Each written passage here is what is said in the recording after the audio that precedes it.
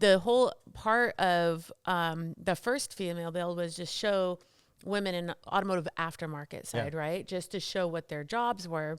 So this year on our 10-year, we're actually doing the same thing, but we're doing a lot of the mentorship, but we're bringing, like, I literally just got off a call with one of the people that's sponsoring the exhaust system for it. And I said, I need the women that work for your company. Like, I need a list of all the women that work for your company and what their jobs are. And he's like, oh, we have someone in executive and we have someone in marketing. And I said, that's it? You have 2 women that work for your company? And he goes, no, we have a ton of women. We have women welders. We have women that run forklifts. We have women in shipping. I said, yeah, I need that list for all the women that work for your company. And he's like, really? And I'm like, this build is a tool, because we're using it as a tool to highlight all the job opportunities that are out there. Sure. Not just what we can bolt on, improve that we can bolt on parts on a car, or that we can, that my sister can paint a car. Hey, welcome to Car Guy Confessions, brought to you by ARP. I'm Jeff Smith. This is my car buddy Cam Benty and car builder Steve Strope, and we're going to tell you some stories. All right, welcome to another episode of Car Guy Confessions with Jeff Smith. My friend Cam Benty. We have a special guest star today with Sara Morosan. And first we want to tell you thank you again to arp-bolts.com, our friends at ARP, for helping us out with this whole podcast. And we're rolling. And we have a that's right. That's right. So if it looks a little different, we're on an undisclosed location, but that's the same. It is still the same. It hasn't moved. You just can't. But it looks different because that's right. Drop a pin. There we go. Very cool. Yes. Yeah, it is very cool. Nice? Yeah, looks we good. almost look professional here, don't we? Right. Huh? Yeah. All right. So, Cam. Yes. We've got a special guest star today. Yes. That we should talk about. SEMA Person of the Year. SEMA Person of the Year. Yeah. So how does that work? So everybody who's a SEMA member votes, and you get nominated. Someone nominates you. Yeah, someone nominates you, and then there's an actual committee.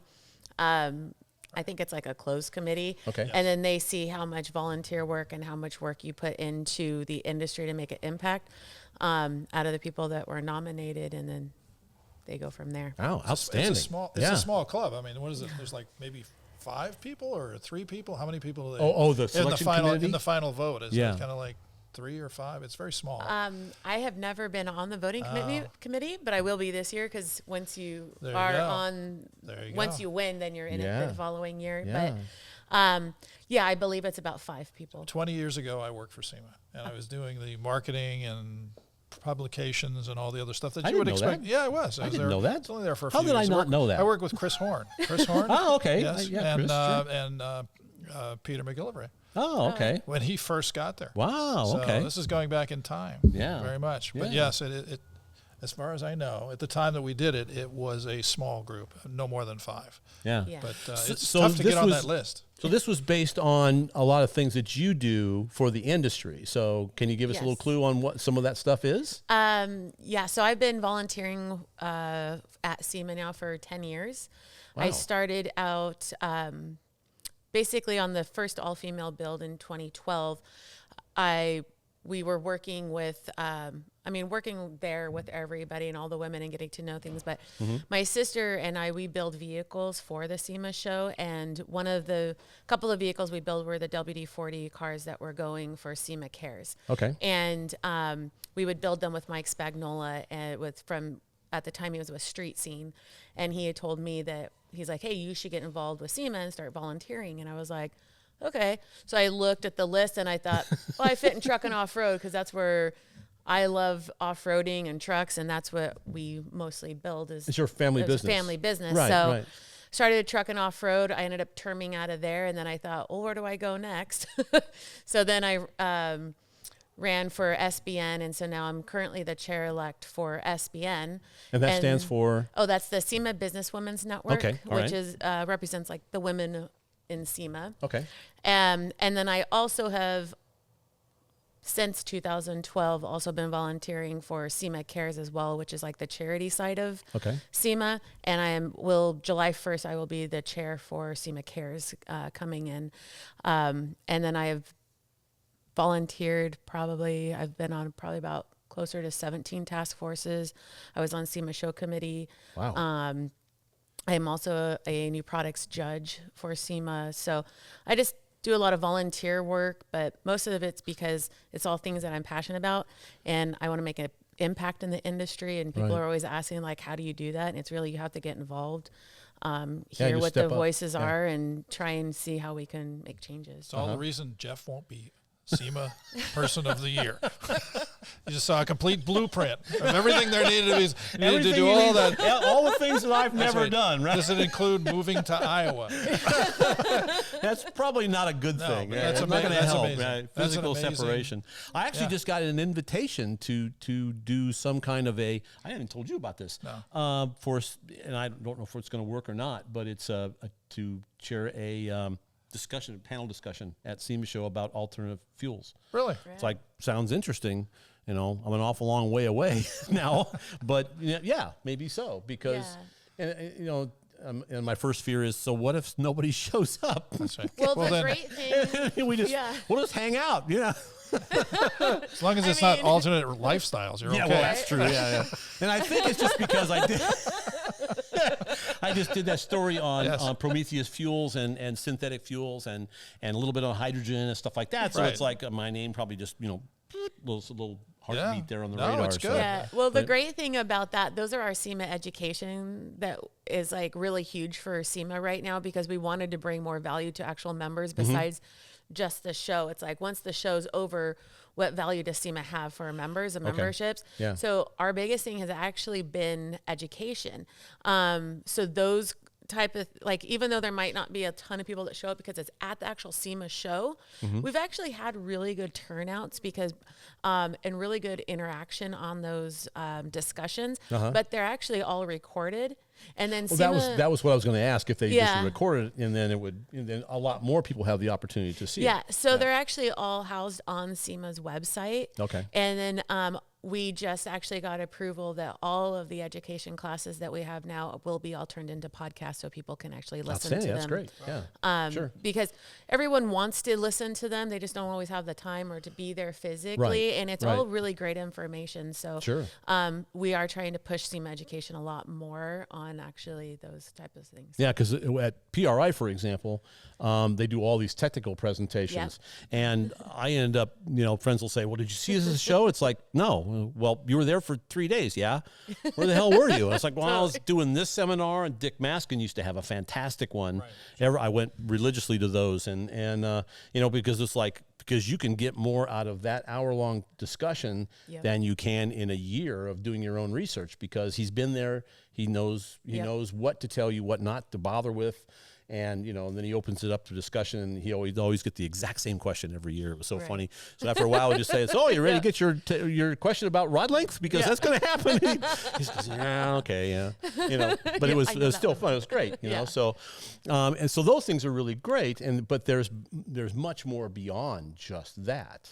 Yeah, definitely. And the reason they started having them at the SEMA show, it happened to be where everyone could be centrally, to get all of really great people that actually had information on those topics in one central location. So they started having them and housing them at the actual SEMA show so that we could get everybody together. And and honestly, they really do put great panels together, because it's our volunteer on our task forces that go out and reach and say, who do we know that knows this? Who knows all these information? And they bring those people in. So it's our volunteers that actually recommend you to come and be part of that, to the SEMA staff. How did you get started in all this? I mean, you're a young person. You've obviously been extremely successful. I mean, how did this all start? I don't know about success, or if it's just like I just happen to keep being in the same place. That's the right place, the right time. That's okay. Hey, that's life, man. If you're in the right place at the right time, magic happens. We're living proof of that. We are. It's not because we did this because we had any kind of talent. We were just, the room was empty. I can do that. That's right. The room was empty, and we walked in. That's right. You're our boy. I mean, honestly, my biggest for me, I mean, my sister and I, we grew up obviously with my parents had an auto body shop, and so we grew up surrounded in San Dimas, California. Yes, L&G Enterprises. Sure. And then when I was 16, I started Custom Truck Shop, which was the accessory side of it. And then later on, at 16. Yeah, wow. Wow. I needed to make money. Yeah. Well, My dad told me to get a job. and you did. There you go. I also drove a 70 El Camino that had a ZZ4 motor in it. outstanding. And I loved it. I completely restored it with my dad. It started when I was 13. Wow, but very it was cool. also expensive for gas then. Oh, I mean, sure. gas is only $1 then. So Yeah. could you imagine now to Yeah. 16-year-old? You really couldn't know. Yeah. Crazy. Yeah. Electric cars still start looking pretty attractive at that Right? point. Yeah. I know. But yeah, I had my El Camino, and I was going to all these car shows with my friends on the weekends, and I was like, I sit at the car shows all day long, and I was like, I can sell parts here while I'm here. So I started selling parts. This is the entrepreneurial spirit. Yeah. So, yeah. Absolutely. Yeah. Very smart. So how many? I just have to ask this question because I know it probably comes up a gazillion times. But guys would walk up and go, "Is this your boyfriend's car?" Yeah, and I used to always get it was my dad's car, my boyfriend's car, but I Right, still get right. that today. But Yeah. you know, Yeah, which is unfortunate. It's unfortunate. I learned a long time ago working for the magazine, you never ask that question. No, you know, of course not. No, Yeah. because you just never know. Yeah. You just don't know. And I know, and I mean, I still get it, and it's funny. I brought it up the other day to somebody. They were like, "Oh, how does it feel working in a man's industry?" And I was like, "Well, honestly, I didn't know that until recently, because no one ever told me that I was a girl working in a man's industry." Like, That's good. but now I'm seeing it a lot more, and I don't know if it's just because I'm more involved now, especially with like SBN. We have so many women students that are coming in, or women that are in the industry, and a lot of women bring up so many things that are like issues or things that they're going with. And honestly, I was just like, I don't know if it's because it was my dad's shop, but I walk around, I go to the car shows, and I thought I just had to prove myself, Yeah. Everybody has to, you start talking, and once they knew that I was knowledgeable and started talking about stuff, they didn't really question me again about it. And I Right. just thought everyone just had to like prove that they knew what they were doing. Well, but in the part of that industry is, coming from the man's perspective, it's the same thing when you're a guy. Yeah. You come in, you don't know anything, and Right. you got to pay your dues. You got to wash all the dirty Right. parts. You got to Yeah. get the grease under your fingernails. You don't complain, Yep. and you just do all the grunt work, and then eventually you get accepted. Right. Because, and that's all the people that are sort of judging you, if that's the right word. It's Yeah. more about, well, I want to see if you're committed. Yes. Because if you're not committed, I'm wasting You're my wasting time. my time. You're wasting my time, and I'm Right. wasting yours. Go do something else. Go fly kites or something. So, so you do, and that's universal, I think. Yeah, and but I it's mean- got to be harder coming from the female side. Well, and I think it was just, there was never any like talk about it, because I mean, I've always been around a lot of guys, so I just always knew that when I was around guys and they start to banter and say things, like, you just learned how to like talk back Oh, and yeah. be part of the Yep. conversation, because sure. if you couldn't be a part of the conversation, well, then you weren't.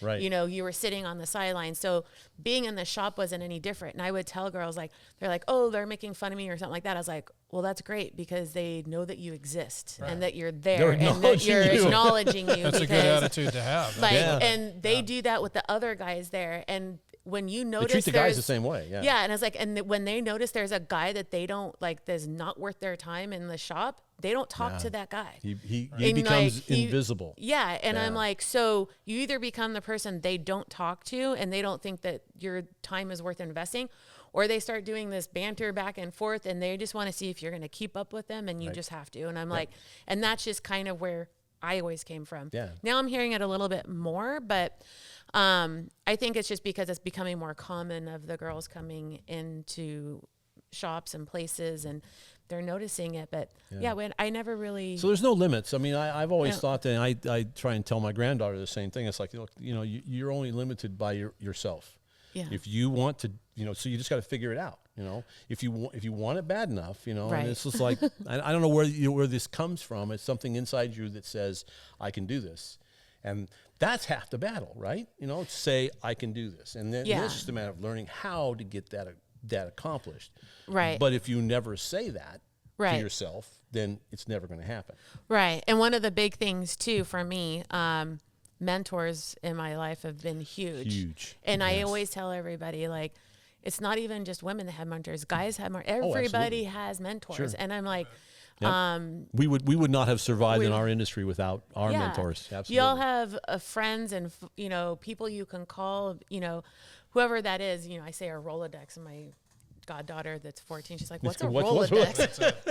This Like ancient spinny thing, this spinny thing with cars on it. I finally, after 30 years, tossed mine out. It was so hard to do, right? And I was like, okay, it's got to go. You know, right. because it's useless. Because all the numbers in there are Right. a gazillion years old. I got all excited when I had the fancy one where you could like spin it. Oh, see, mine was Like- the flat one. Oh, with the two, flat- with two, the- with, it had Nice. two tiers to Two it. Yeah. tiers. I had the ones with the business cards that were all tucked in, but you could never alphabetize anything. No, it was like, it no, was whatever or chronological order. Yeah. So who are your mentors? Who should we call out? Yeah. Well, Mike Spagnuolo is actually one of my biggest mentors. I think he's always just been the one that just believed in my sister and I, always telling us like that we can do it. Of course, my dad, because my dad taught us. Sure. And then Pete Shaporis was always like really strong in saying things, but like he worked a lot more with like my sister. But when we worked on the AXC and doing stuff with the school, he always made sure to make you always feel special by coming up to you and being like, you know, he would talk to us and he would tell me like, hey, you're doing a great job. You're going to make an impact in this industry. Just keep it up. And this, you know, so it's like, That's very cool. he always would come and have that reassurance. I mean, and same thing with like Alex Xydias too. It's like, he has so much knowledge, and just being able to sit there and talk to him and he tells you like, yeah, we went through all of this, you know, together, and he's always out there. And I think Gigi's probably one of the ones I reach out to a lot too right now. So Gigi Carlton, Gigi who Carlton, is Mr. Peterson's secretary, Secretary. but much more than that. Yes, And my wife worked for her for a number of Really? years. Yeah, for a number of years. Really? She worked for, and we've, you know, she's up in Vegas. We stayed with her not so Oh, long ago. excellent. So, yeah, so So, we still see Gigi. she was Mr. Peterson's secretary, so she was the one that you had to get through if you needed to contact Mr. Peterson, which I never had to do that. get there was no through. reason to. But so you always think, you know, especially like the secretary of Mr. Yeah. Peterson's secretary and personal assistant and everything else, it's like she probably just, you know. And my own personal experience with this was in the elevator. Yeah. And going down at 8490, and you know, I knew who she was. I instantly knew who she was. I think I was the editor of Carcraft at that time. Yep. And she says hello to me, knows who I am, and knows what I do. Oh, she knew. And I was she like, had whoa. amazing talent. Because I have to admit Still, that I was also in the elevator with Mr. Peterson. He had no idea who I was. Yeah. I was the editor of Hot Rod magazine, his number 2 magazine in the country, and he had no idea who I was. When I took But over sport, over sport, he knew who I was because I think he had a lot of money in it and he was losing a lot of money in it. So there was that all into it. So there's exactly. And to this day, when I see her at the show or something like that, she comes up and says hello, and is a wonderful, wonderful Yeah. person, just fantastic. So Yeah. can't say enough nice Yeah, things about her. she is super sharp. And yes, and I mean, and you think about it, it's like when Peterson wanted to start like the SEMA show originally, right? It's like Gigi's the one that like helped initiate and do all that kind of stuff and really make it happen. When Alex was a part of it too, and she just made it into the SEMA Hall of Fame. And and to me, I'm like, that's huge because, you know, everyone's like, oh, she's just a secretary, and it's like she's not just like she's so far from it. But that's right. but it's so important to know that like there is that path and that impact you can have on this industry. In the like any position that you work in, so and even more so for her because of the fact that it was all done sort of behind the scenes. It was like not manipulative, but positive, always positive. And so, you know, I've learned something already that I didn't know. But yeah, that's amazing. I'll tell you what, my perspective on the whole deal with Peterson was very different because when I was at Sport, I knew him because I was the editor of Sport. They put me in that slot. Yeah. That whole story is very funny, but I won't go into all that. I was literally the last man standing for that one. So, but and then I went to before Motor the ship Trend. went down. And then I went to Motor Trend, and Motor Trend made a lot of money. Right. And I worked with Lee Kelly over there, and so they made a lot of money. But to be honest with you, Peterson was not that engaged with what was going on day to day. It was Gigi who took care of business and knew what was going on. And personal assistant secretary really doesn't do her justice. No, she was almost like another general manager at the company. She was an operations manager for Peterson, and she's very sharp. She had 2 or 3 other people, including my wife, who worked with her for a number of years, and we got to know her very, very personally. And super nice lady, but very sharp. Because Peterson, he wanted to go hunting. Right. He wanted to go hunting. He wanted to take his plane, go up and shoot rhinos or polar bears. Or polar bears. Yeah. Or polar bears. I always remember the Far Side cartoon, the deal where they have the polar bear that's up like this. They do the taxidermy, and he's big like that. But the reality is, he was like curled up like a bunny. Right. Exactly. They shot him from an airplane. Yeah. Right. Hey, we'd like to thank our sponsor, ARP-bolts.com. We got a fantastic little backdrop here. They make an outstanding series of bolts, almost anything you would need for engines, chassis, things like that. In fact, we were at lunch today, and a guy asked you about the bolt on the back of your shirt, and and I said, well, it's really about a head bolt. They neck the stem down of the bolt on a small block Chevy head bolt, so the clamp load is even across 3 different head bolt lengths on a small block Chevy. And, so that's the kind of technology that you get out of ARP. And we've all got stories on all that stuff. For a translation of what he said, call ARPbolts.com. but the message is that you can't get any better than that. No, you cannot. There you go. Nope. Excellent. And then just check them out at ARP-bolts.com. We'd like to thank our friends at InTheGarageMedia.com. They have 3 fantastic magazines. They've got Classic Truck Performance, they have Modern Rotting, and my favorite, All Chevy Performance with Nick, my buddy Nick, is the editor. Biased. So yes, of course. Yes. But they're doing print media, which is of course our favorite. So in color and everything. In color and everything, and you can get your car on the cover of one of those books, which is a fun deal. Great tech. Great tech. By you not always written by me, but Not always written by me. That's right. Just pick it up and read it. At InTheGarageMedia.com, and they're our friends, and they will thank you. So you mentioned Alex Xydias, so let's talk a little bit about the school, because that's a very cool deal. Yeah, so I think it's been 10 years now for Alex Xydias, maybe even longer than that. It's been a long time. It's been a long time. It's been great, So in Pomona at the Fairplex, which is literally like 5 minutes from where our shop was. Okay. They already had like a ROP program or like a tech program there at the facility, but they wanted to make it a bigger automotive program instead of just like a maintenance facility type thing. They have quite a few different ones that go on, like hospitality and ceramics and like other things, but they wanted to make that one into like more of a stronger automotive base, because all of the automotive schools have been taken out of high school. Right. And no more auto shops. No more auto shops. And so this is a high school based automotive shop. And so they brought in, I think it was like 50 different people.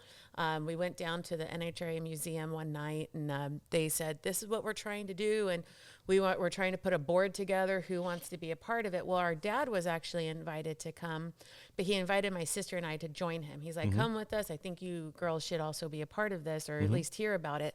So we went down there, heard the pitch, and we were like, yep, we want to be a part of this. Our dad, he got his start through the ROP program through high school, and had a very successful body shop. I wasn't able to take auto shop in my high school because it just left the year before.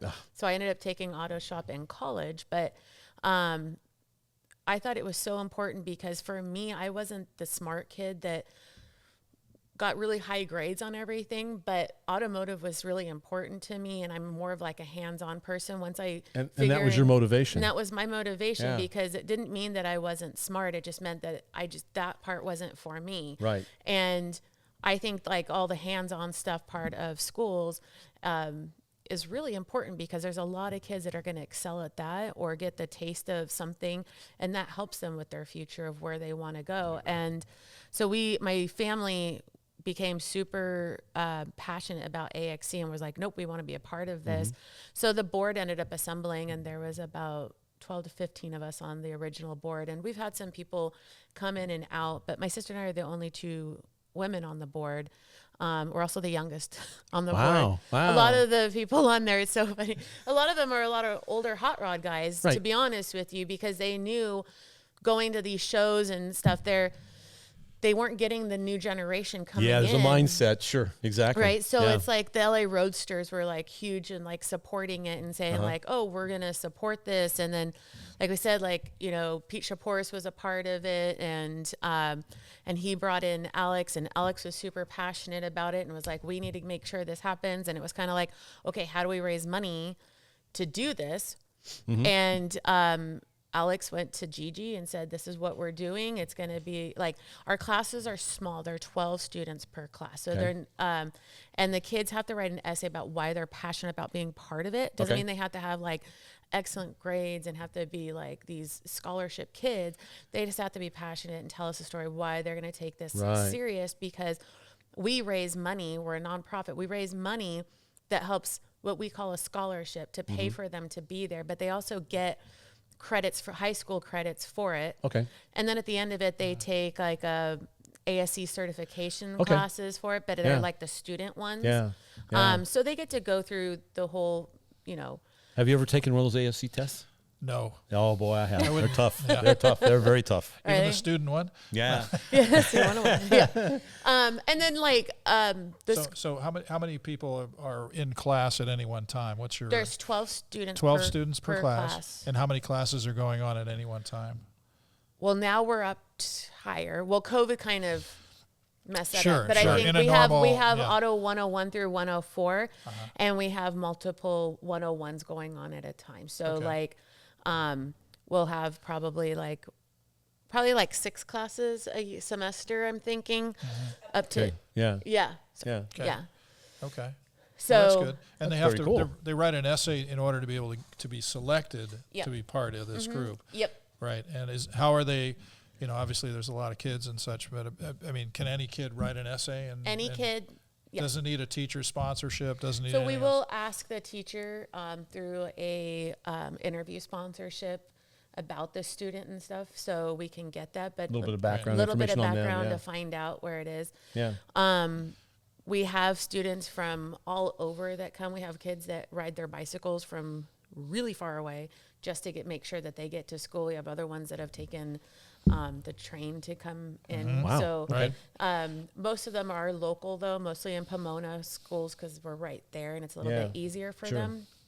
But one of the most... So the downside is some kid that lives in Iowa doesn't have really a shot, right? So I know. So this concept could, if there was funding for it, could expand throughout That the was entire always country. the help that I understood. That was the idea that it would go into other arenas and be able to be duplicated for other folks. It wasn't just supposed to be Southern California. And there are situations. I know my kids grew up in Iowa, you know, and I went to my son's high school, and his wrestling teacher, because he knew I was working for the magazine, showed me their auto shop. I was stunned at how cool it was. Right. And then they had a CNC place, and they go to state every year. Their school goes to state every year, and it does very, very well. Wow. So, and that was probably 15 years ago. So stay for wrestling or for CNC? No, for CNC. Never got to state for wrestling, no, or football. Well, I actually did one. Yeah, when my son was a senior, they went to state and got beat first round, but that's okay. You know, just getting there is a major achievement. So, and it's that's still the concept, is to build this thing nationwide. Yeah, that's still the concept. And actually, SEMA Education actually did a program with they were giving but purchasing an older vehicle. So like one of them was I think it was like a 06 Jeep Wrangler. They took it to a school. I think there were 6 of them that went throughout the United States, and they went to certain schools that already had kind of an auto shop or had specialty. Right, to keep them alive, if nothing else. Right? Yeah. So it was really interesting. I went to the one that was in New Mexico, and I was the suspension specialist that went out there. So I went over the suspension and geometry and showing them how everything interacts and works. And so we did the install on that. And, you know, I pulled apart a coilover, showed them how it works, showed them how the internals work and stuff like that. And these kids were super excited to sit there and see all that. And a lot of people from our industry took their time to go out there for those classes to actually do that with the kids. And afterwards, the school had asked us, we really want this program to be sustainable, and how do we do this? And since we had the AXC platform already, I was able to like tell them like, oh, we actually have this. And so we gave them kind of what the format was. Nice. And it's, you know, and right after that is when COVID kind of hit. So I don't know if they actually took it and ran with it or what they're doing with it now, but that was the basic idea of that we can actually get that out there. And we have talked to SEMA, like, is this something you guys can help fund? Is this something the money that SEMA education goes towards starts helping put those automotive classes out there? Because it's kind of like how my sister has Real Deal with, that's her nonprofit for women, but it's the same thing. It's like getting the tools and sparking the interest in the younger kids to let them know before they go and spend all this money on college or going to these schools. Make sure that they find that what that niche is and let them know that there's definitely jobs for you in this industry. And it's getting increasingly complex and difficult, which means you really need to start earlier. It's like we were talking earlier about, you know, where the next generation of racers come from, and they come from the young kids, and you have to start really young so that you have some level of competency. But without auto shop classes in the high schools, where do you know? A lot of these kids won't even start until they graduate high school. So anything they've learned has to be self-taught, and you've got no money, you've got no tools, you got no place to work on it, you don't know what you're doing, you break a lot of stuff, and you know it's really tough. Because I think about that all the time. It's like as complex as like hybrid cars are now. Right. It's like, good God, I couldn't work on one if my life depended on it. You know, I'd probably just electrocute myself. You know, so it's like this is really difficult. Yeah. And so it's like, and then I can't imagine somebody who's 18 going, I'm going to work on hybrid cars. It's like, well, they have to have the opportunity like what Sarah had, which is her father was involved in it, her sister was involved in it.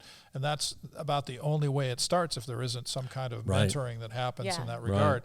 Because the opportunity, you know, the tools are not cheap. You know, you've got all the other things that are required to do a proper job, or else, you know, laying on the floor too many times, as we know, is, you know, you got to really have a lot of drive to be able to put up with, you know, installing laying transmissions on your back on floor. cold concrete, putting transmissions in by yourself. Exactly. So one of the programs that we did actually with AXC, because we're at the Pomona at the Fairplex, it's also the NHRA drags are there, right? So one of the opportunities we had was to sell all the programs, and then 50% of the money raised on programs went back to our school. So we actually had students out there selling the programs because we show them everything. One of Alex's big things and Pete's big thing is that these kids learn how to shake hands, have a conversation with people, look them in the eye, and go out to these shows and go to car shows for our school and interact with people, interact with everyone. So like when we did that program afterwards, I was one of the chaperones. You know, we got to go watch the drag races, and these kids, I think I had 7 kids with me, had never been to a race before, you know, and a lot of them their family doesn't have the money to actually go to the races. Sure. And the fact that I was like, oh yeah, we get to walk around, and they got to walk by all the funny cars and they're just like blown away. And I'm like, technology is like, I know it gets you right. Yeah. You'll never like forget that feeling of standing next to a fuel car, makes it pass. Right? Or walking by a pit and seeing these guys working on cars, and just seeing that and seeing the kids like eyes just light up to be like, man, this is one of the future jobs I can have with the program that I'm in right now. Right. And I'm like, like this is totally something you can do. Yeah. And they're like, they travel all around, and they get to go to different states, and they get to be part of a race team. And it's like, that was a really huge eye opening. I didn't think going into it that it was going to be like that impactful on them. And then us actually going and like watching the races and, you know, seeing it, like it was probably one of the most exciting things for me, even though I go to the races all the time. Seeing it through kids that get so excited about it in their eyes. And it was super impactful. I was like, wow, like this, you don't realize how many, I take it for granted that my dad took me to the races all the time. And when I was 18, I went to Frank Hawley drag racing school and, and started, I got to go in cars and do things. And like, that was opportunities I had, but not all these kids have those opportunities. Exactly. And so it was a really cool experience to see that kind of stuff. Well, so engagement is key. People having it's setting the table for people to see things and learn things and the things that they have no idea. I mean, if you don't know about it, how would you know about it? How else would you experience it? And what's a ticket to an NHRA race these days? It's like $100 a piece, or more if you want to go for the weekend. It's then you spend another $100. You can go here. You can go here or Disneyland. So there you go. But that is but opening that door is amazing for those folks. Being able to see what goes on. Because otherwise, if we don't do this, what's the future of the industry? Right. It's just going to get progressively smaller and smaller and we smaller. all become spectators is what happens. We all become far-reaching. We never touch anything. We don't open a hood. I had that engagement. So. I had a good friend of mine when we ran the front-wheel drive cars in stock eliminator, right, a long time ago. So met this guy. Shortly after the earth cooled. Yeah. Chuck Chuck Norton. And he was actually a principal, a high school principal. Okay. And so we raced him at the night before the weekend before the Winter Nationals. I raced him at Orange County, and he beat me. But we became friends, And then after first round, when you guys lost, and I won first round, I'm sitting. We go into that whole story as to why that happened. Yeah, it's trying to keep my job. That's right. You lost intentionally so that you wouldn't be embarrassed. I did, but it was bad. And so it was a bad reason. I'm sitting at the they keep all the cars at the end of the run, all the first round winners, and so we had a chance to talk, and he told me this story that relates to what you're talking about.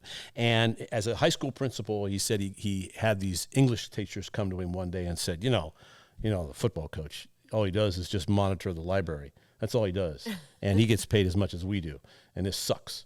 Right, and we don't need this. This is stupid. He should be a math teacher or something, right? And he goes, well, let me give you this scenario. I'll paint this scenario for you, and then you tell me if you want to participate. What's going on? He says, so here's the deal. So, as an English teacher, you have to take your 5 best kids, and we're going to put your best 5 kids up against Pomona, high school over here, their best 5 kids every Friday night. And then it's going to be a different school every Friday night. And you're going to put your 5 kids up against them. And if they kick your ass, you know what the answer is going to be? The answer is going to be the teacher sucks. Obviously, these kids have never been educated. It's all the teacher's fault. It can't possibly be the kids aren't that smart. It's just the teacher sucks. Yeah. And you put your personal efforts on the line every Friday night. That's what that high school teacher does. That's what that the football coach does. Right. Every Friday night, he puts his kids up against those kids. And if he loses, it's the coach. If the kids win, it's the kids. Right? Definitely. And he said, so you willing to do that? And they're like, hello? It's like, no, I don't want to do that. That's a lot of extra work. And holy shit. And I said, well, now you've got a taste, just a little tiny taste of what he goes through every Friday night. Yeah. So I think you should be supporting him because he's putting it out there. You, at the end of the day, walk home. And whether your kid goes on to become a college professor or a professional writer or an editor or whatever, or McDonald's. Or works at McDonald's, doesn't matter to you because you're working at the gas station in Ames, Iowa, then it doesn't matter, And so the other side of that is in high school I had a chemistry teacher who I was failing. I was in a nosedive, right? And he realized that all he had to do was teach me something about chemistry that related to automobiles, and instantly I had it, and it was and captured it forever. Yep. Never forget that.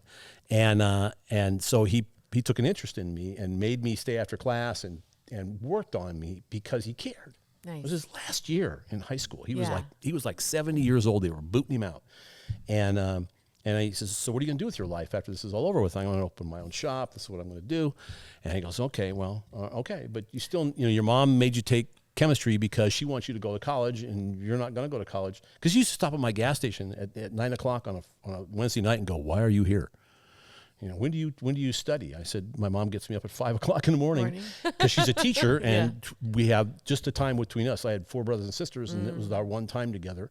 And she made me do my homework at 5 o'clock in the morning because she knew I'd be fresh, feed me breakfast, and then get to it. And so then when I'm at Iowa State, 4 years later, I run across him on campus. He's walking across campus. I go, Mr. Bruns. He looks at me. I go, Jeff Smith, I was your troublemaker automotive guy in high school, the last year of your class. He goes, and he goes, eyes open up and go, why are you here? And I said, well, want to write for a living because I decided that I was going to starve if I ever had to be a mechanic. And one of the reasons I'm here is because you didn't wash me out of chemistry, because without chemistry, I never would have got in here. Right. Awesome. And so the point is that huge. it's huge. The opportunities to learn, and then later I learned that everything in my technical writing relates to physics and chemistry. Yeah. My two worst subjects in high school, because I didn't think I needed them, right? And it turns out, no, you really do. But all the teacher had to do was say, look, there's a world here of chemistry in automotive, Yeah. My favorite story is I set this Bunsen burner. I put a strip of magnesium in the Bunsen burner, caught on fire.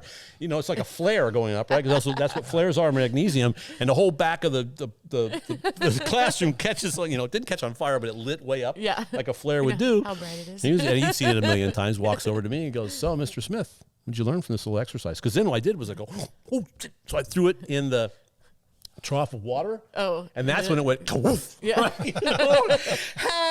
And so he walked over very calmly. And Okay. because I added fuel to the fire, right? You bet. Because it separates the hydrogen from the oxygen and bingo, right?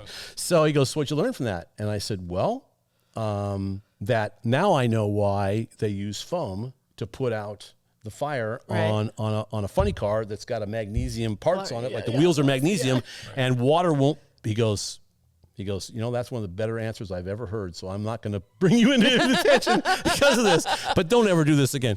Aye. Yeah. But there you go. So but he really cared. And so all it takes a lot of times is for kids to have that opportunity, that learning opportunity, or someone to care to say, yeah, it's okay to you're just a dumb kid. You don't know anything, but that's okay. And we're just expose this to you, and then hopefully you get something from it, so you can go, this is cool. I want to be a part of this. So we'd like to thank our sponsor, ARP and ARP-bolts.com. And we all three build cars. We all work on this stuff. Yep. And I tinker. You tinker. I tinker. Yes, we all build. Yeah, and you know what? It's kind of a really cool multiple purpose fastener for me, because there's all the science and all the technology, which is bottomless. Trust me. Unbelievable amount of research that they put into these things. Sure, absolutely.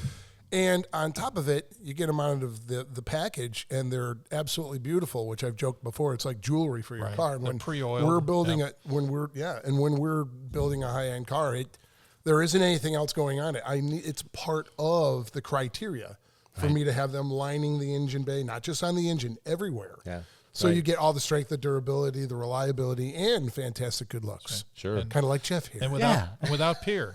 Without peer. You know what? Or pear. Without peer. There's nobody else that does what they do. It is. So check them out at arp-bolts.com, and they can help you out. So we'd like to thank our friends at allamerican.com. They make some fantastic suspension pieces, coilover shock conversions. We put one on my Chevelle. Outstanding little piece of operation. I just did a story on an El Camino. On an El Camino, that's right. And it's running a hot rod. Look at that. Yeah. So, and then I think there's a little promo. There's a promo code, CarGuy10. So when you're online, put in CarGuy10, and you will get 10% off. Look at that. Well, that's not bad. And we don't expect you to send any part of that back to us. No. So I think we should really push that, right? Absolutely. So you're on your own. Some. You're on your own. So thanks again to allamerican.com, and check them out. Yeah. So Sarah, your dad? We haven't mentioned his name. What's your dad's name? Lewis Morrison. Okay, Lewis. So how's his shop doing? What's he doing? He's retired now. He's retired. Good. Good He's for him. retired, yeah. So every day's It's on you Saturday guys, now. yeah. Yeah, when you're retired, every day is Saturday. There you go. Yeah, kind of. He retired a few years ago, and I would say that he retired, but he still has like a full shop in his backyard with two There you go. employees. Well, sure, because and a lift, and I think he's doing like a '68 Bronco right now and a '57 Chevy, and he has a Corvette back there. And What your Corvette? I don't even know. I walk back there because he's always calling me. I need to order parts for this. I'm like, gosh, Dad. Oh yeah, I thought you retired. You're the procurement expert, right? Yeah, I'm the parts person. So I think he's busier now than he was when before. But yeah, So 68 Bronco. Yeah, he's doing a 68. How expensive are those these days? Yes. I know, right? They've gone outside the planet, in terms of value. I mean, I was helping somebody. I'm the car guy, of course, in my local neighborhood, so I help everybody. Right. So I went and tried to help somebody sell their car, and I went and got some information and such. And while I'm sitting there talking to the guy while he's getting information about what this car is valued at, which is basically nothing, he tells me that there's a Bronco for sale for $200,000, and I'm like, $200,000 as in for 5 a zeros? 70 Bronco, and I'm like, is that real? And I don't know. Is that what they're going for? I mean, have you seen them ever go that inflated. High? That sounds so stratospheric. I can't believe that sounds like almost like a retro build kind belonged to Jimmy Hoffa. He's buried in the back. Yeah, right. But, his ashes are in the back. Right. But the prices. The prices on them are extremely high. I don't know about $200,000. Yeah, it's completely ridiculous, right? It is. I mean, we built a Bronco for Jay Leno a couple years ago, 2019, that was debuted in the Ford booth at SEMA. Oh, I remember that car. The truck. Yep. Right. What did it have in it for a motor? Was it a? Shoot, I know the answer to this. It was one of their crate motors, like their. Okay, sure. Like their, right. So that was interesting because, like how you're saying, we had to figure out how to get it to fit into it. The motor. So it's probably Illuminator. It was probably their wide motor. Their big, because their mod motor probably. Because that's a fairly big engine compartment to begin with. So dropping a small block Ford would be easy.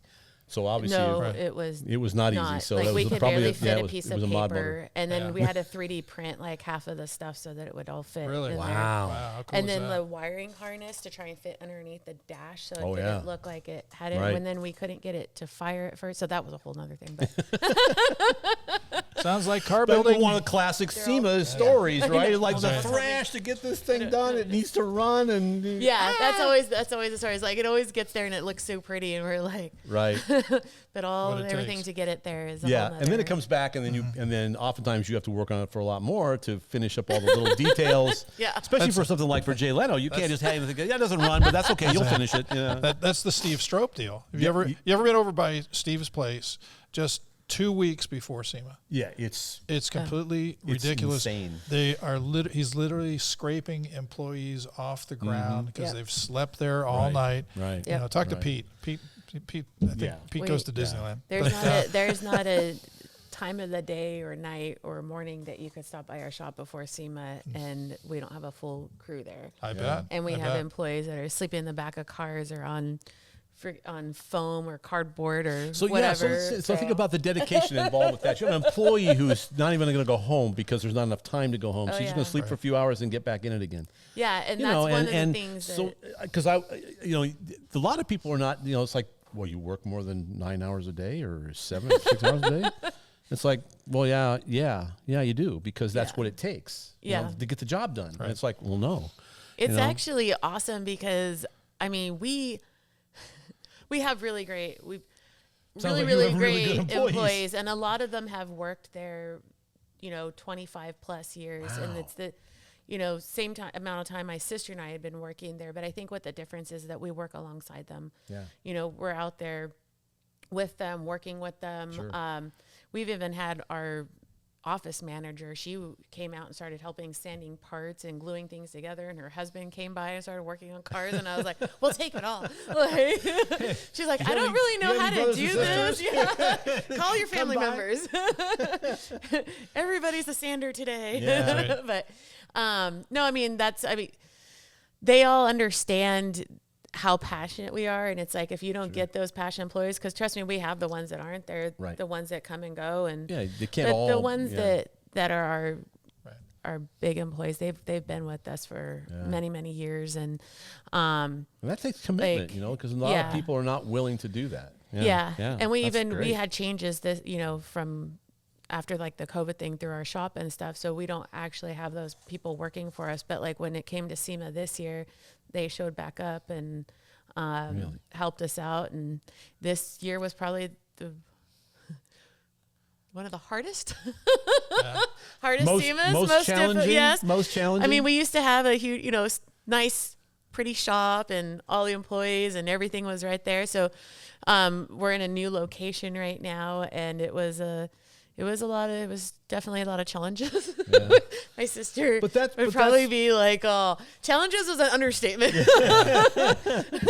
Challenges all in capital letters. Yeah. So it's definitely like, every time you say, I'm not going to be that SEMA crunch person that pulls 48-hour shifts like every day for 2 weeks. So that's way more than 48 hours. But like you get your 2 hours sleep every 48 hours and then get back out there, But no matter what you do to try and prevent that, everything's custom though. Everything's custom. You're not assembling something. Right, and that's building part of the for it. story. I think that people don't really appreciate. People who go to the SEMA show probably have no appreciation for how much effort went into this whole thing.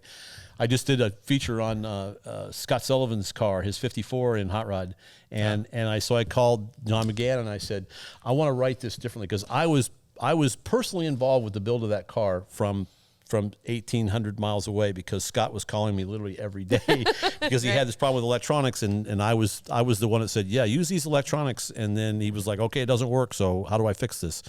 And literally every day and it was this whole list of things. So we wrote the story about all the challenges because he's a professional car builder. He's been doing this for 40 years. We've known each other that long. And I wanted to tell the story about how difficult this was, not to make him look bad. And we wrote it in such a way, I explained to him what I wanted to do. And he goes, yeah, let's do this. That'll be fun. And I said, but I have to it's going to be tough to write because I don't want to make you sound like you're an idiot. Because we both know you aren't. Right. Is it like a timeline? Is that what you did? Like this happened, it was this happened? Yes, all these things that are, and most of them, as with when things happen to me, it's all self-imposed. In other words, I did something, and then this cascade effect occurred where it was like all of a sudden, boom, you get hit by this avalanche when it was a piece of ice that fell off a branch that went and it hits you with an avalanche. And it was like, and we had to go back and find all these errors and then fix them and then get it all done. And I don't think people appreciate just how much effort goes in those cars. You go to the SEMA show, you see all these vehicles, and you're like, oh, this is really cool. But if you talk to one person about all the grief they went through to get the thing there, dude, you would think, why would I want to do that? But yet people do. And it's crazy because, well, I mean, I think and it's funny because a lot of times people will go, well, you just bolted on parts and you're like, but what you don't understand too is like some of the vehicles are just bolt on parts, right? But we're getting them like literally fresh off the printer from people that like just manufactured this part, right? It's brand new. They really haven't test fitted it yet. Yeah. They're bringing it down to us. Half the time everything's not even included in the box yet because their R&D department brought it to us. Mm-hmm. We're trying to test fit it. It doesn't fit, then we're trying to make alterations to make it fit, but not look different because that's still their product that is going to be debuted at the SEMA show. So you can't make it really look different, but you have to make it fit, right? So like you're literally trying to like, how do I alter your product? And you don't want to say like, this shit doesn't work. You built it wrong. Sorry, and now we got to fix it. We got to fix it. And by the way, D-Day is today after tomorrow. It's like and it's a lot of times, and people I go, dude, we're getting people that I'm like, when are we going to get this product? Oh, you'll have it on Thursday. And it's like, I have to leave the show. Yeah, Thursday I'll be. And you guys still want photo shoots done, and you still want all this other stuff done in between all of that. And then we have to bring it back and re-detail it, and hopefully something didn't happen. So I'm like, there's just all these other things that go into it, and people just don't think about it. They think it's, we bought it off the shelf and it bolted on. And it's like, well, we did all of that and worked with a lot of the companies to make sure that stuff can bolt on when you get it. We have appreciation for that because Cam and I would do stuff with the magazines. A lot of times we would get a part, same thing. It's like, it's a brand new part here and doesn't fit. And it doesn't fit. It doesn't, and then it's like, and then you have the biggest issue was the interplay between two independent companies. You bolt this part on, bolt that part on, and then it doesn't work. And so this company goes, it's that guy. Other. It's his problem. And then you're in the middle and you got to fix it yourself, and so all of a sudden you realize you become an engineer trying to fix all this stuff. And then they get the benefit from it. At the end you say, well, I figured out what it was. It was this interplay. And you never, and it's not really the manufacturer's fault because they don't know how you're going to apply it. They have no idea. Right. Yeah. And you're right. Like, I mean, working for magazines, so many times we do tech installs, all right? And of course, they come out, they're going to do a tech install, they set everything up, and we go to try and put it on, and we're like, well, this doesn't fit. Like, and so it's the same thing. You think, well, it's a normal 2-hour install. We can give X amount of time, and it's like something that should be so simple. Took a whole entire day, if not 2 days. And a lot of people don't see that side of it too. That's like, oh, you got a page and a half tech install out of something that just took us 2 days because we were trying to install something that was simple. You've just explained Jeff and my entire life. That is our entire life. And every time we go somewhere, it's going to be 2-3 hours. And it's always, say, well, I'll be home in like 4 hours. Right. And then you get home at midnight and you go, where were you been? Well, this happened and that happened, and we had to take the bar. We had to say the bar now. I just went the bar. Say the bar or bowling. It was bowling. It was bowling. We went bowling last night. And now I'm home, so everything's good, right? Yeah, sure. Okay. So to bring it back to the women's side of it, I just had something that popped into my head, but I noticed at Indy that there were a couple of teams, or probably more, I didn't notice it at all, that had women on their pit crews. That I thought was very cool, And these women were going over the wall to change tires. This is very cool. So actually, So I'm actually the chair-elect for the SEMA Business Women's Network, which is the women's side of SEMA, right? And so this year we're doing an all-female build, and 10 years ago when we did the first one, we got a lot of slack, like, oh, it took 50 women to build a car that one man can do. And it was funny because that... That usually is coming from someone who's never done that, right? Yeah, but it's like, no. And the part that was really hard on the story when we were trying to tell it, and it's funny because that one quote always like stuck with me, or the one comment, and I was like, man, this guy is either like really ignorant about how many people it took to build all the parts that you just bolted on. And don't tell me you didn't call a neighbor to come help you hold something or do something every once in a while. So really, like, the whole part of the first female build was just show women in the automotive aftermarket side, right? Just to show what their jobs were. So this year on our 10-year, we're actually doing the same thing, but we're doing a lot of the mentorship, but we're bringing, like, I literally just got off a call with one of the people that's sponsoring the exhaust system for it. And I said, I need the women that work for your company. Like, I need a list of all the women that work for your company and what their jobs are. And he's like, oh, we have someone in executive and we have someone in marketing. And I said, that's it? You have 2 women that work for your company? And he goes, no, we have a ton of women. We have women welders. We have women that run forklifts. We have women in shipping. I said, yeah, I need that list for all the women that work for your company. And he's like, really? And I'm like, this build is a tool, because we're using it as a tool to highlight all the job opportunities that are out there. Sure. Not just what we can bolt on, improve that we can bolt on parts on a car, or that we can, that my sister can paint a car. We can prove that all day long, like through social media. Like, we need to show, so we're going with a lot of women-owned company, which a lot of people don't know.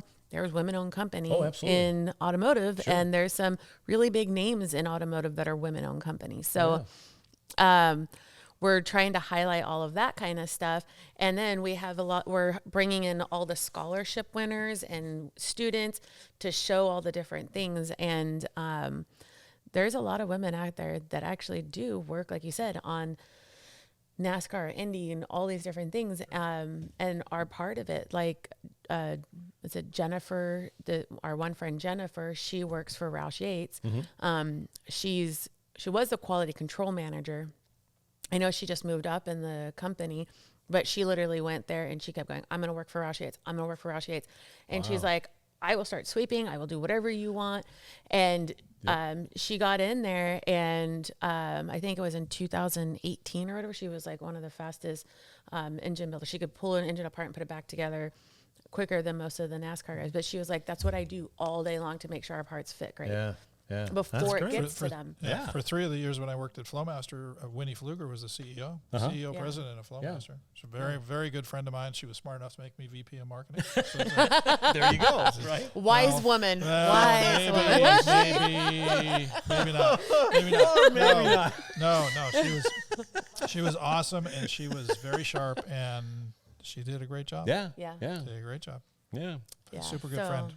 So there's lots of stories. Well, we'll have to come back and do this again because I think there's some probably some killer SEMA disasters, right? The assembly disaster that happened that you pulled the rabbit out of the hat and made it fit. No, because we've never done that. no, everything goes perfect. Everything goes just perfect. Yeah, but because I think those are fun stories, and it's like it's how you survive and how you solve that issue that's like totally and then something innovative happens and it's like I never would have thought of that had this never happened. So a lot of times the best ideas come out of failures, and or challenges that you have to fix. So. Yeah, and it's exactly. I'm sorry, go ahead. Oh no, it's exactly what you said there too, because when I was at SEMA this past year, I was on one of the panels, and I talked about one of the issues that came up, and one of the guys comes to me after, he's like, "You're not supposed to talk about issues. It makes you look bad." And I was like, "No, it doesn't." No. And I was like, every single one. I'm so you didn't go through any issues this year? And he goes, "Well, of course I did." Of course you did. And I was like, "Yeah, it's just."